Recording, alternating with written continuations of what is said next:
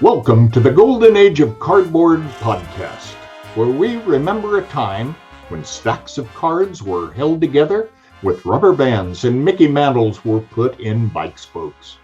We hope you will enjoy and reminisce as you come along with us as we tell stories about the baseball cards from the Golden Age of Baseball.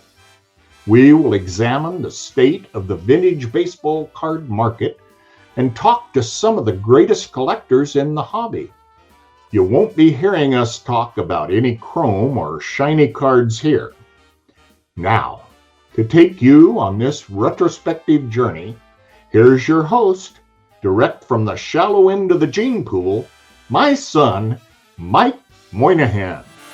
Yo and hello everybody, and welcome to another episode of the Golden Age of Cardboard podcast. I am your host, Mike Moynihan, and man, another week. Hopefully going to get this episode out Tuesday or Wednesday. You'll be listening to it on the podcast. It'll be on YouTube. You can check it out everywhere. Just a proud member of the Bench Clear Media team. And today we're going to do an episode on a player. We're going to really focus in on a player. I love doing these from time to time because I think there's a lot of players out there that are still just widely ignored isn't maybe the right word, but certainly underappreciated is probably a good word. And it's one of my players that I remember as a kid when I first got into baseball in the early 80s. He was kind of a legend, and it's Carl Yastrzemski, lifelong Boston Red Sox outfielder, designated hitter, etc. And we're just going to dive into his career, his playing career, certainly his cardboard career. We're going to talk about autographs and all of that. And I'm really excited to do that. And I really didn't want to do this one alone. I wanted to bring in somebody that also shares a passion for Carl Yastrzemski. And I'll explain why we're doing Carl Yastrzemski here in a second. But let me get my guest on here and we'll start talking to him. And it's my brother from the North, Mike Samuel, also known as Canadian Cards on YouTube. Hey, Mike, how you doing? I'm doing well, Mike. How are you? I'm great. Welcome to the podcast, man. It's your first podcast with me. It is. I'm excited. And I was saying to you off, I'm thrilled that you asked me to do this. And when you said, hey, we're going to talk Carl Yastrzemski, I'm like, that's my guy. I'm all in. I'm all in. Let's talk. So, yeah. So Mike and I have known each other now going on 2 years. Yeah. Is that right? That's right, Mike. We met at the National. We met in person at the National in 2019 in Chicago. Yeah. And had a great time hanging out there. And we've just become super good friends ever since. Yeah. And I just want you to know I really appreciate your friendship and I appreciate you being on the podcast. So, yeah. Same here, Mike. It's like I said, it was, when I first got into YouTube, I have to tell the story because it kind of ties in and it's kind of comical. Is you were one of the first channels that I watched along with others. And then, I made a few comments and stuff. And I think it was, you reached out to me and commented back. And I said to you, hey, I'm thinking about doing some YouTube. You were very encouraging. Do it. This would be great. It's always getting other people to make content. And then we just kind of hit it off. You started watching my stuff, and it was kind of funny. The first time we did meet was at the National in 2019 in Chicago, and I asked prior to if I could interview you for my channel, and you accepted, and that's when we had the whole groupie thing. Some woman from across the room was like, "It's my baseball collector," and I was like, "Are you kidding me? You have groupies here? What's going on?" So. Yeah, it's been great. It's been great. It has, and we're friends. First of all, we both have great first names, Mike, obviously, but you're a hockey. It just shows how this hobby can be. Doesn't really matter what you're into. Yeah, I mean, you're really into hockey, but we have a lot of common interests too. A lot of things we like that we both enjoy, and you can appreciate the other people's stuff, even if it's not exactly in your milieu of cardboard, right? Absolutely. My whole thing is that, being up here in Canada, it's hockey everywhere. Prior to COVID, card shows, everything was hockey. And I mean, growing up, I fell in love with the game of baseball. In 1975, my first game I ever watched was Game 6 of the World Series. My cousin actually made me watch. Yeah, my cousin actually made me watch it, and I watched Fisk belt that homer, and I'm like, I'm hooked. I'm a Red Sox fan. I knew nothing about their history, nothing. Didn't know Babe Ruth played for him. Knew who he was. Didn't know nothing about him, about the team and their drought. And then I watched Game 7, and they lost, and then I was like, wait a second, these guys haven't won, and there's a curse and the whole bit. But I became a Red Sox fan, and I think getting into YouTube and finding the baseball that I could see on YouTube and going to shows now in the US is giving me a wider scope to obtain. And eBay is always there too, but sometimes that can be a little much. So definitely have an appreciation for baseball, even though we're hockey crazed in Canada. Well, you will be happy to know that I'm wearing my Yo and Hello t-shirt just in honor of you. But let's talk, Carl Yastrzemski, one of those players that I've long talked about, different guys that I think are either underrated, underappreciated, whatever, word you want to use to describe them. And there's a lot of them out there. And Yaz is, when I started really doing research for this show tonight, I went and just read and refreshed my memory with his statistics. He was amazing as a ball player. I mean, absolutely amazing. What about Carl Yastrzemski did you find attractive? What made you really start following him, liking him, collecting his stuff? I think, being a Red Sox fan, obviously, when I decided to jump in and go after, a run, as we say, a player era run, Ted Williams was too expensive. I wasn't going to go down that rabbit hole because it was just going to be too costly. But when I look at Yastrzemski and you look at his career, 23 years, same team, like it's rare. It's even more rare now because of contracts and big money and stuff like that. But, just 23 years with the same club, the loyalty to the Boston faithful, I thought that was a huge, huge, he's to me, he's Mr. Red Sox.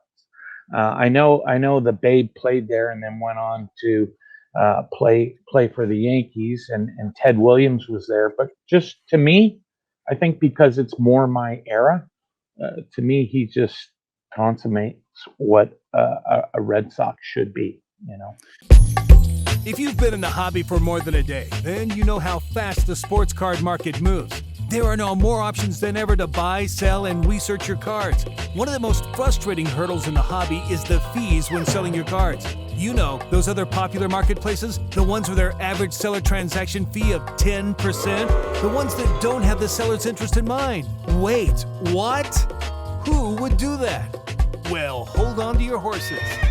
No, not those horses. Welcome to the Card Flip, a place where we want to provide a simple alternative to buying and selling cards. No clutter, just you, graded cards, sealed wax, and the easiest of transactions. So what do you say? Are you in? Great! Welcome to the Card Flip, the seller's marketplace. Welcome back, if anybody's still listening.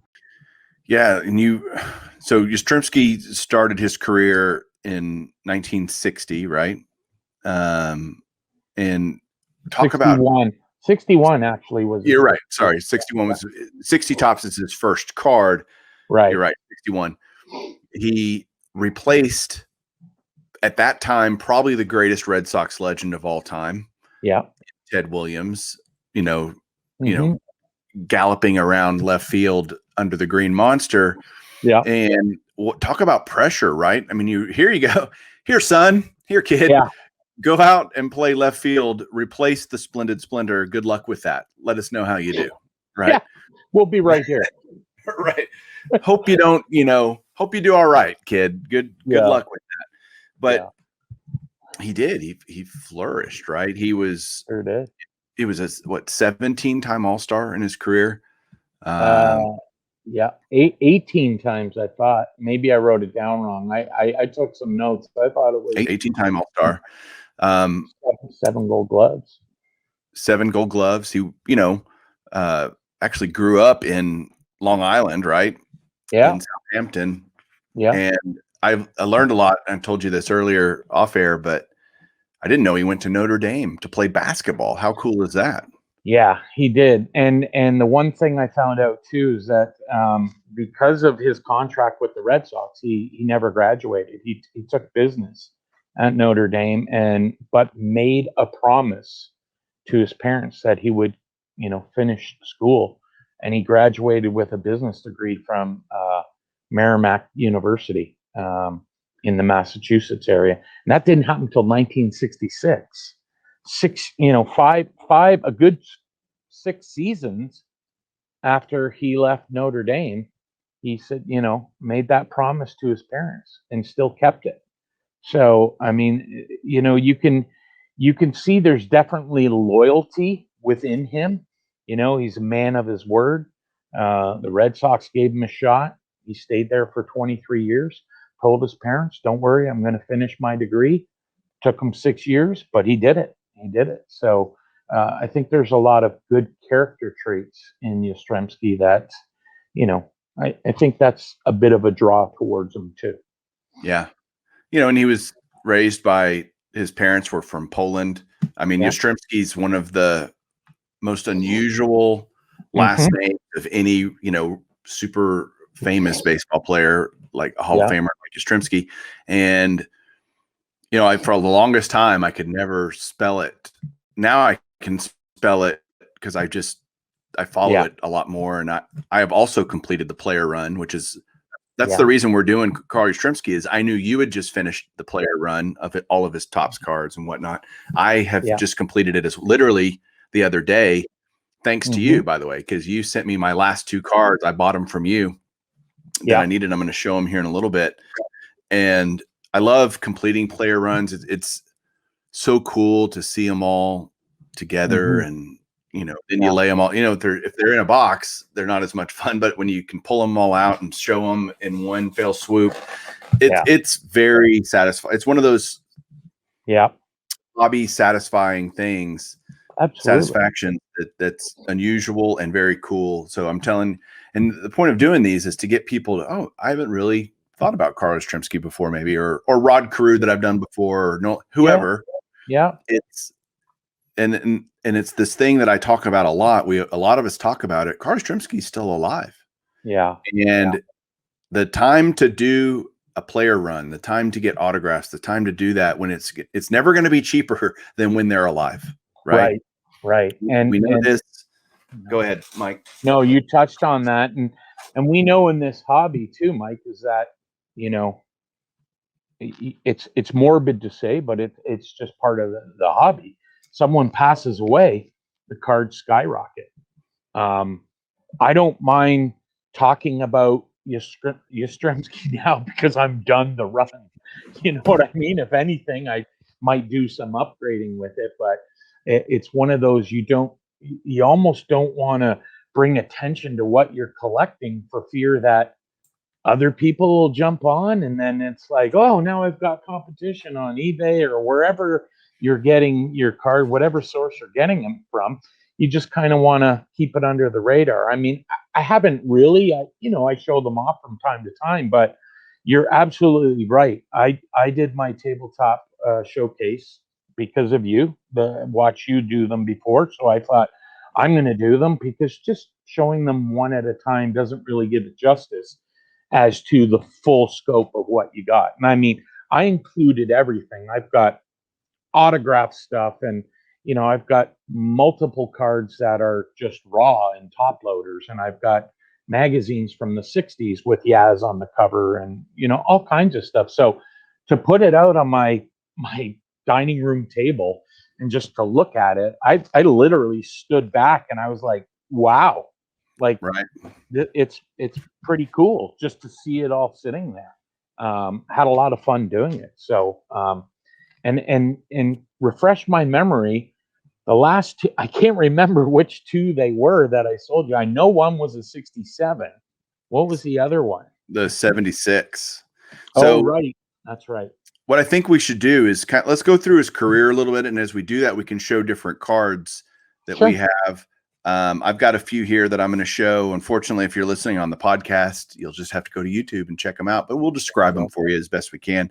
So I have two of his rookie card, which is 1960 Topps. He's got that famous rookie star card, you know, with that nice portrait. I have a PSA 6 in that. What's your grade on yours? 6 as well. 6 as well. It's a great collector grade. These are about, in this grade, you're looking now at about $400 to $500 for this card now in a 6. So and believe it or not, and believe it or not, Mike, I just watched a 6 finish on an auction because I was thinking, sure, I'll get another one. And I watched an auction finish in Canada here on eBay, and it was a 6, and it went for about 1,000 Canadian. Wow. So so that was around 700 US. So I don't know if $12 US. You know, it's Canadian. Yeah, exactly. Exchange the exchange, Right. give or take 20 cents either way, right?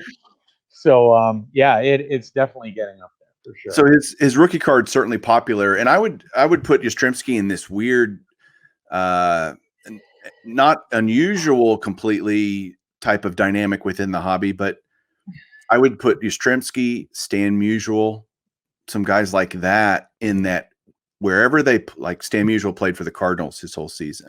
Brooks Robinson played for these guys that within that city and that area where that team is popular. Yeah, those players are literally like gods. Yastrzemski in the New England area is considered holier than thou. Yeah. Just as Musial is in St. Louis, just as Brooks Robinson is in Baltimore. Outside of that, though, but not as popular, but I think that hometown popularity / legendary status makes all of their stuff shockingly expensive. Yastrzemski's stuff is not as cheap as other Hall of Famers from his era. And I think it's that again, hometown drive of people wanting to collect his stuff because he's just who he is. I have a second Yastrzemski rookie, and I don't have a lot of doubles of any vintage cards that I have, but I have 2 Yastrzemski cards. Can I tell you the story behind this card? How'd you end up with? I know sometimes you do make the mistake of buying a second, but something that big, how'd that come across? Well, not a mistake. This is one of those stories that if you've watched my YouTube channel for a long time, you've probably heard it, but my podcast listeners have not.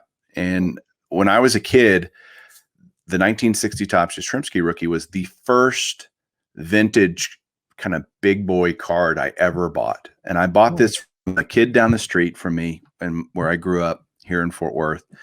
And I remember buying it for, I want to say it was at least $100, maybe $80 to $100, something like that. Right. And that was a fortune back in, this was 1983, 1984. And that was a lot of money. Sure. And I remember getting it and just feeling like I had won the lottery, that I acquired this great Hall of Fame player. And at the time, Yastrzemski was still playing. I do remember that. So it had to be at least 83. Right. And I remember thinking, oh my gosh, I'm so excited that I got this card. And so I ultimately, I mean, it's got even an old flip on it. I sent this in a long time ago to PSA. Right. And got it graded. I didn't care what it wasn't about the grade. I just wanted it protected. It's a childhood card, a memory, and I'll never get rid of this card. Like this might be a casket card for me kind of thing. Cause it really started me down that road of appreciating and loving vintage. I got a 6 also just to kind of have a nicer copy in my collection, but down the road, but I have 2 and I'm thrilled to death that I have 2, you know. Now chances are, is it fair to say, Mike, that if one had to go, would the 6 go? Yeah, that's not even a question of that reality. Take the lesser grade because that's the childhood card. Yeah. And again, I just want the card, right? I just, so Fantastic. Yastrzemski has, and this I'm going to bring up a subject that I know you're kind of passionate about, because I am too. Mm-hmm. The picture from his 60 Tops card looks eerily similar to the picture on his 1961 Tops card. Not just similar, it's the same bloody picture, right? It is. It is the same one. But it's a Same one. great all-star rookie card. That was, again, his first season in the majors, 61, because Williams retired after 1960, the 1960 season. And I mean, that's a great card, though. The 61 Tops. It is, but I find it actually, my 61 copy is my only SGC copy in my Tops run. I picked that up actually at the 2019 National, and I couldn't find a second year anywhere, but on the last day, I found a guy who had the SGC 5.5, and I'm like, yeah, it's off center, but what I paid for it was just, I think I paid like $45 for it, and I was like, all day, I'm in. Right. I don't care what slab it's in. I needed a second year. Yes, it's off center. I can upgrade it at another time. I just wanted it. And that's the thing about, I guess, the thing that I'm disappointed about Yastrzemski's cards is that there's a lot of duplication. There's the 60-61, same image. 63-64, same image. 66 and 67 look like the same image. They're the definite pose, not the same image. But 68 and 69, same image. And 78 and 79 are so close. And I just wish there was more of a variety instead of using the same image, like 63, 64. I mean, those are, it's the same card. Like if you just take off the tops and the bottoms of that picture, it's the identical image. Right. That's the one thing about them that I wish there was more of that variety, where every year it was a different pose. But hey, who am I to say? That's Tops, right? Yeah, and that Tops is notorious for that. They do it on not just Yastrzemski.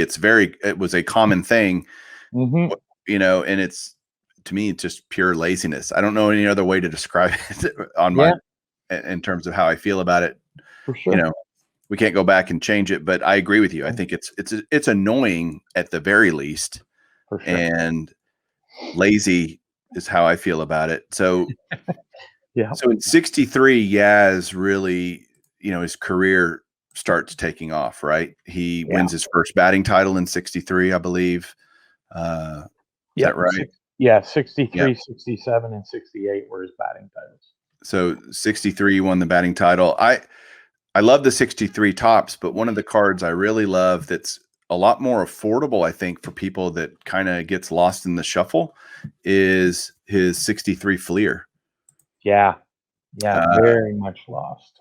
All of these 63 Fleer cards, if you want to go there's a lot of great players in this set, by the way, Mays and Koufax and Yastrzemski. Yeah. And just Clemente's in it too, I believe. So definitely one of those sets that I think is underappreciated and undervalued, underloved is the 63 Fleer. Actually, not a bad design, really. Yeah, it's not. Mildly simplistic, but I got this. I just thought it was a cool card, really. I don't collect the 63 Fleers or anything. I just thought it was a cool card. I picked this up for, hold on, I'll tell you. You got it all tracked and marked. Yeah, I paid $20 for it. So, and it's a PSA 5, but it's a nice card. Do you have the 63 Fleer? I do. I have it right here. I have it both. I bought it originally raw at a card show because a guy had it for $20, and I have it in a stack over here that raw. And I just thought, okay, one day I'll send that in for grading, and never got around to it. And my 63 is an 8, and I got that for a song just following it. I followed it a few of the auctions, and it's old. It's got the very old flip, like that's incredibly old. One of the first. The serial number on the PSA card is very low, and Yeah, I got it for a song, so I'm like, why the heck not? I might as well just grab it. And yeah, I love it. It's very reminiscent of the day. But again, Fleer, not, they went out and did their work and got an actual. It may not be an action shot, but at least he's posing. Right. Like Tops in '63 has their pose, and '64 they're like, oh, we didn't get Yastrzemski this year. Let's just use the same one from last year, and we'll change the design. It's like, come on, guys, give us a break here. So 65, 66, but are great years for Yastrzemski, but we got to spend some time on the 1967 season. Absolutely. Obviously, he had one of the greatest seasons of any Red Sox player that's ever had. He won the Triple Crown. Yep. He was actually, before Miguel Cabrera in 2012, he was the last player to win the Triple Crown. He was. And at the time, it probably wasn't that big a deal because Frank Robinson had just won it the year before in the National League, right? So that's right. Well, okay, now I guess everybody's going to win a Triple Crown. But no, it didn't happen again for 55 years. Exactly. And Yastrzemski won the batting title that year with a 326 average. He hit 44 home runs. He actually tied Harmon Killebrew that year for the home run title and had 121 RBIs. Yeah. He was obviously the MVP. What I find striking about his 1967 season, and then I'll let you tell me what your thoughts are, he had a 12.4 WAR, in this age of, advanced stats and everything. Yeah. That was the highest since Babe Ruth in 1927. Yeah, I know. That is insane. And that's where you touched on too, is that you've said it numerous times, very underappreciated. And, he's got that hometown love, but outside of the Boston market, there's not a lot of, say for the Red Sox fan, wherever they are around North America. But he really doesn't have the hobby love that I think he should have or should have had through the years. But you're absolutely right. Like, imagine those numbers in today's statistics. They're off the charts. Like, just mail it in. You're the MVP now. Like, done. He just had a fantastic year. And I mean, it's funny you mentioned how Cabrera was the next guy to do it, and we know our good buddy JT is a Miggy collector. Right. And the year before it was Frank Robinson. And isn't there a story about, I don't even like to talk about it because when I seen the card, there's a story of, isn't it triple signatures? The Robinson, the Yaz, and the Miggy. Yeah, so I wasn't there for it. I heard it. I'll tell it quickly. JT and I decided to kind of go in together on a couple of boxes of triple threads. It's one of my favorite products every year. I don't open a lot of new product because, quite frankly, I just think it's a waste of money. And I'd just rather buy cards that I like, buy singles. But to each their own, right? If you like breaking product, there's nothing wrong with that. I don't like doing it. But I do love triple threads, I have to admit. And so we were opening a couple of boxes. And of course, JT's a super collector. So we just split it. We said, look, we're just going to open them and sell what we get and see if we can't make any money. Right. And we opened the first box and it was kind of dud stuff. Right. And then I can't remember if it was the first box or the second box. I honestly don't remember because we opened it privately, like on a video. It was the second. I remember. Okay. I remember hearing about it. Yeah. So the second box we opened, the hit, it was essentially a case hit of triple threads. It was a triple auto relic of Yastrzemski, Frank Robinson, and Miguel Cabrera. And JT dang near dropped he couldn't believe it. Yeah. I mean, lots of cursing in a good, excited cursing. Yeah. It's funny because I woke up the next day to a message because I think you and or he told me, sent a message to me. You're not going to believe this. Like, are you awake? Are you up? Right. And because it was late. It was late. Yeah. And I was already in bed. And the next day I'm like, what's going on? What's all the commotion? And I think you said, like, talk to JT. He has something to show you. And then he showed me the card, and I was just like, what? I'm like, is that for sale? He took the card like he's like, no, it's not for sale. Yeah, and you would, as a Yastrzemski guy, you would love that card too, and the what it means. You know, the last 3 guys to win the Triple Crown, all the great connections. I think it was numbered to 9.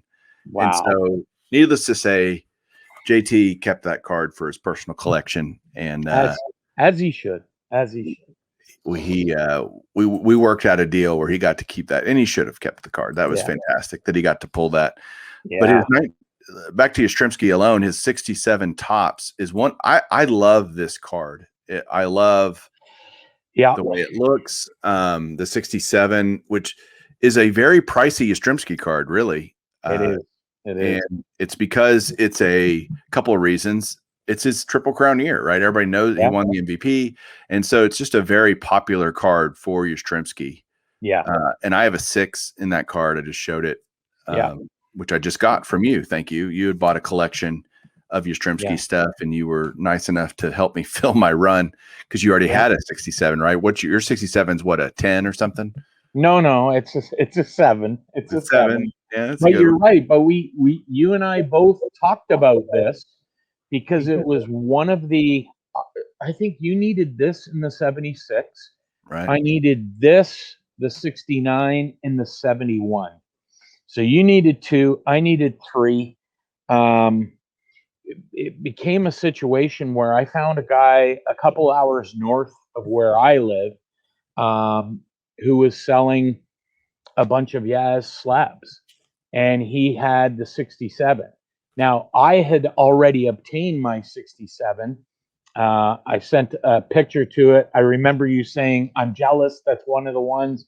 I can't find it. They're so expensive. We've had talks. Why are they so expensive? Right. Triple Crown. It's the Triple Crown year, right? Right. Which you would think the 68 would be, because the 68 actually shows his 67 stats, right? Right. But it's the 67 card that seems to be the one everyone wants. And I know there's a lot of problems. I think both of us have had problems finding something centered or even decently centered. Right. And I think your 6 is pretty well centered, as is my 7. Like it's perfect for the grades, the centering of it, you know.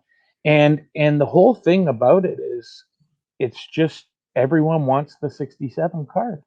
Everyone wants it. And you know, when I drove up north to get them, I made sure, I said, Mike, isn't the 67 the one you want? And I sent you the picture, and you're like, yep, worked out a deal. And I know you panicked a little bit, right? You panicked when I mailed it to you because you're like, Mike, I haven't got it. I'm like, Mike, I'm telling you, it's like mail comes from Canada on Pony Express or dog sled, and there's no snow on the way to Texas, so it gets really slow the last week or so. But I was quite happy to hear when you sent me a text, I got the cards. I was like, okay, good. Now we can both rest easy, because obviously I was a little concerned too, and it was taking a little bit longer than it should have. I knew it would be a couple of weeks, but yeah, it's just great to have them both in our collections. For sure.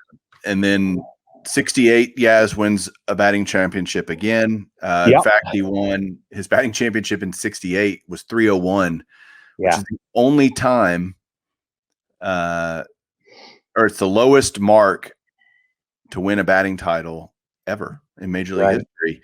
Right. And he was the only American League player to even hit 300 that year. That's how, you know, the year of the pitcher, 68, you had Bob Gibson and Denny McLain and, you know, all that jazz. And then they lowered the mound and it got a little more fair. But I like his 69, you know, 70 tops is a great card. The last one you said you got was the 71, right? 71 was, you needed. Yeah, that one eluded me for a long time. You know, I watched so many of them on eBay, and I mean, anything 71, it's just the nature of that card, the black borders, very tough. And, when I finally got the opportunity to get one, I just grabbed it because it was too good of a deal to pass up. I was watching sevens hover around the $250, $300 mark. And I'm like, oh, and JT was at a show actually in Cleveland, Ohio a few weeks ago. And I happened to send him a message. I said, if you see a 71 Yaz, let me know. And he said, what grade? And I said, well, I'd like it in a 5 or a 6, so I'm not breaking the bank because I knew how expensive it would be. But I said, I'm open to anything if it's a fair deal. He called me within an hour and he's like, I got one. It's the only one in the show. And I was thinking, just please tell me it's a decently graded. I don't need any. He's like, it's an 8. And I was like, oh, I just fell silent. I'm like, this is going to cost me, right? But it was a good price. It was a good price. I pretty much got it for the price of a 7. Yeah.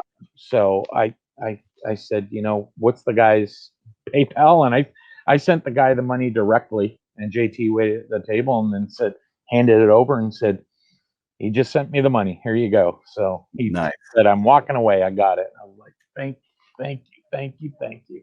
So well, I did it. I love that card too. We all know the issues with 71 tops. Yeah. It's just a little portrait headshot, but what's great is Yastrzemski's career was so long. He had this breadth of cardboard that just spans from 1960 to 1983 for crying out loud. He goes from being vintage to into the more, early modern era. Right. Yeah. And here's my 76, by the way. Sorry, go ahead. No, I read a story actually today. That's your 76 there. That's the other one I sent you.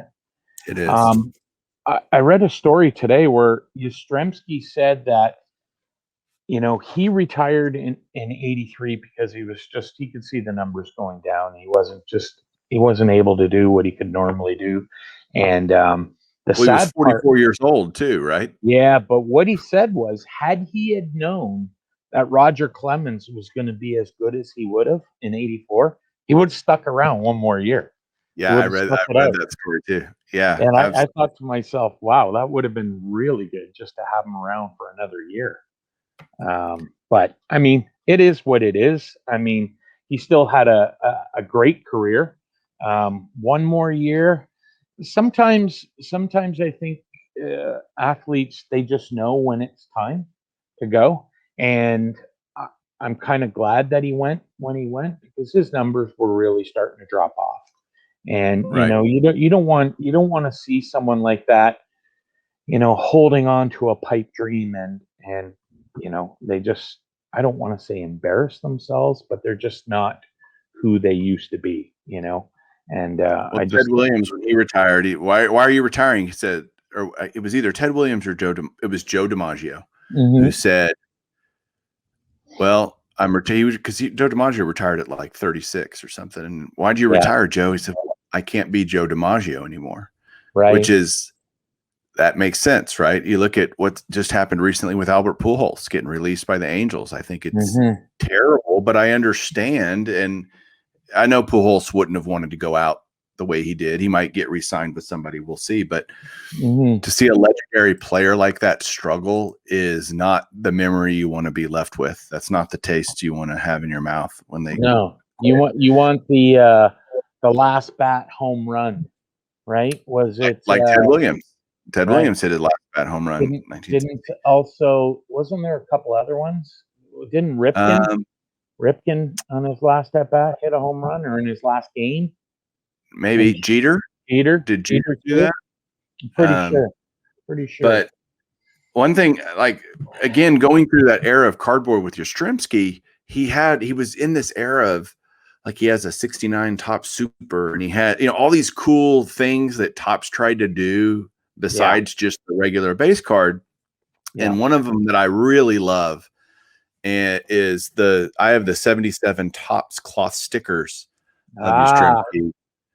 And I have that in a 7. I just love these.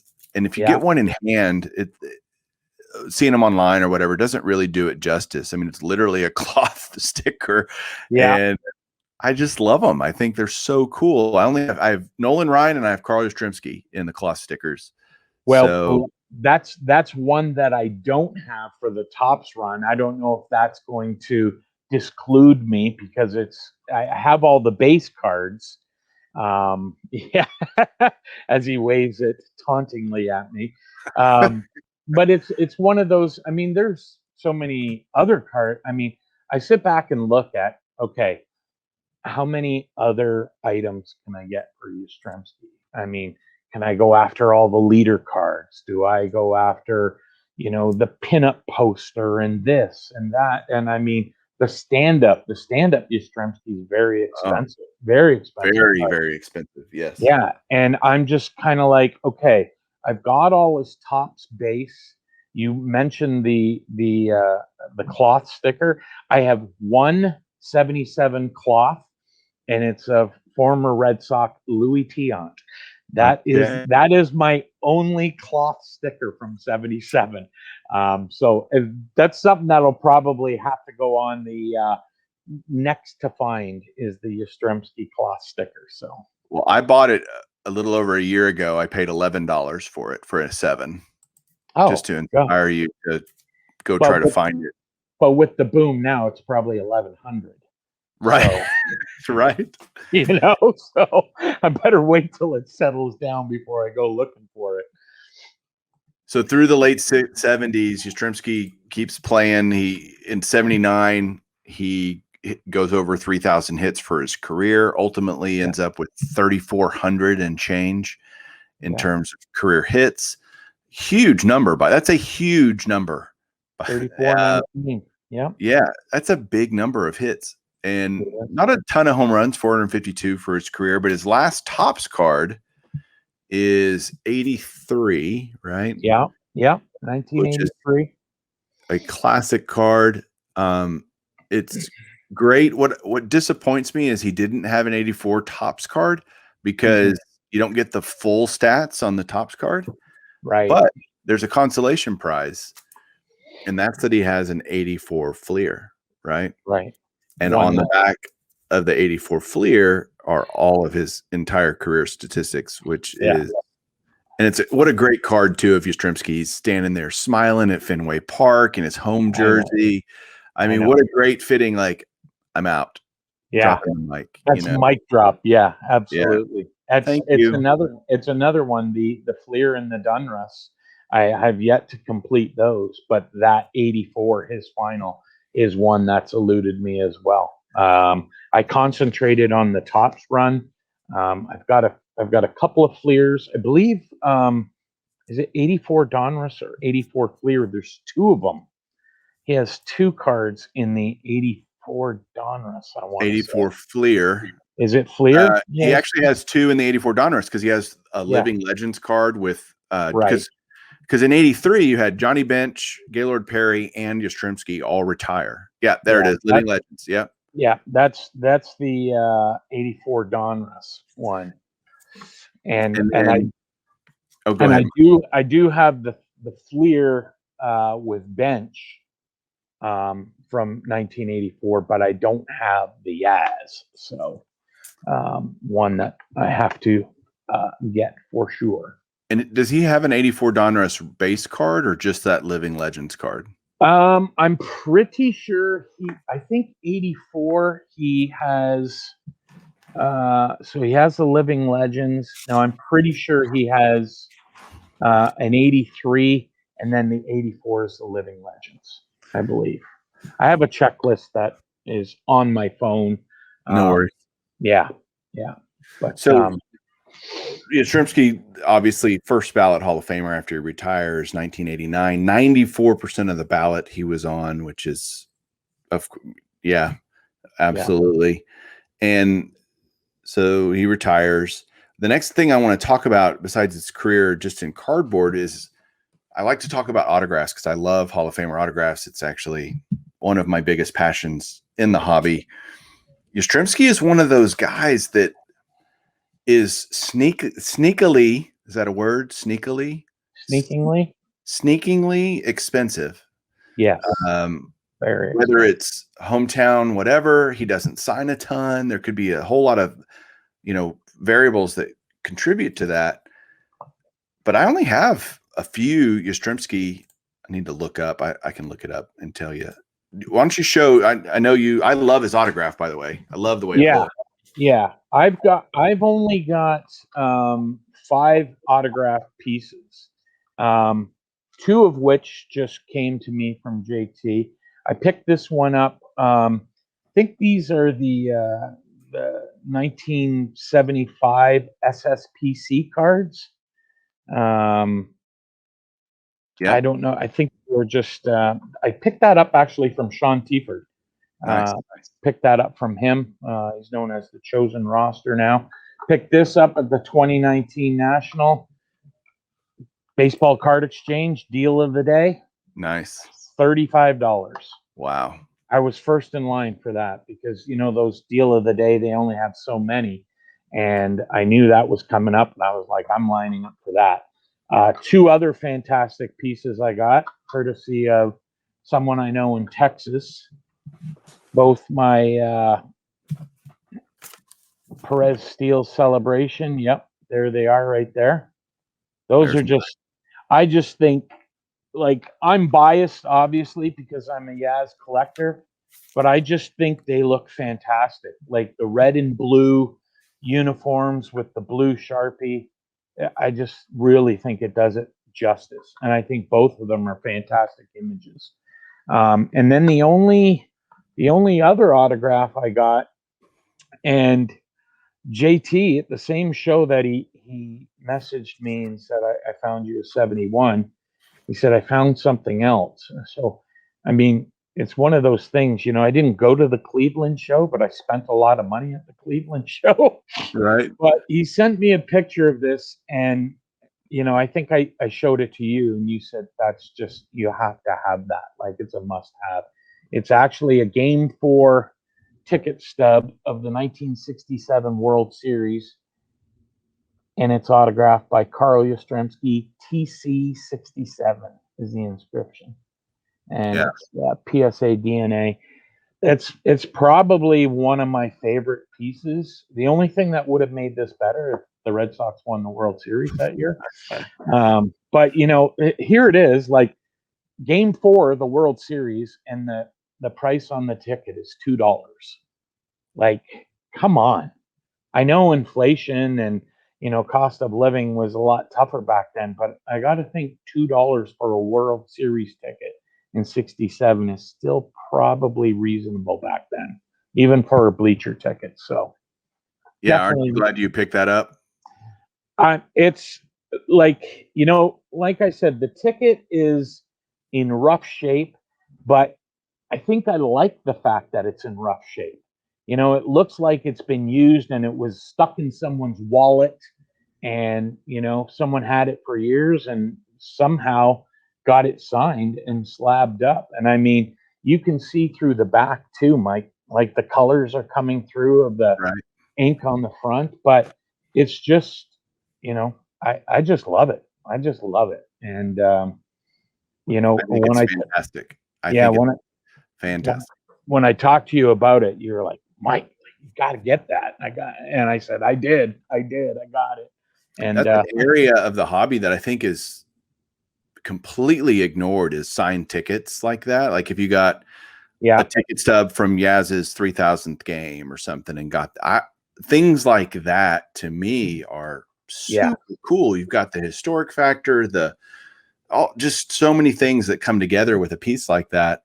I think that's awesome that you have that. I'm so glad you got it. I'm glad I was able to kick you in the right direction on that. Absolutely. And you talk about Yaz's 3000 hit.